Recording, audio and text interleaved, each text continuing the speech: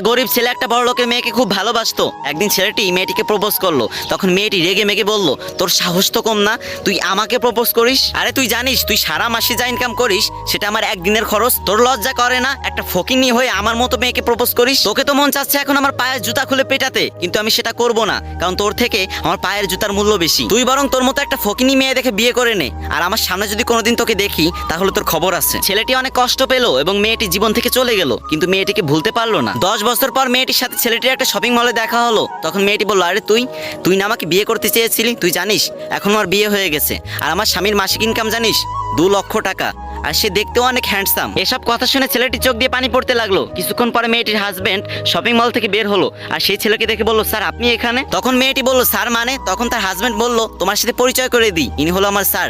আমি এ পর্যন্ত আসছি আজকে তার দয়ায়, শুধুমাত্র তার দয়ায়। স্যার আমাকে নতুন একটা প্রজেক্টে কাজ দিয়েছে, যেটা হচ্ছে টোটাল 2 কোটি টাকার প্রজেক্ট। আর তোমাকে বলেছিলাম না আমার স্যার একটা মেয়েকে ভালোবাসতো, তাকে পাইনি, এজন্য আমার স্যার এখনো বিয়ে করেনি।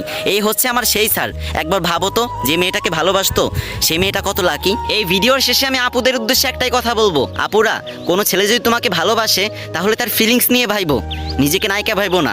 একটা কথা সবসময় মনে রাখো, সময় পরিবর্তন হতে কিন্তু সময় লাগে না।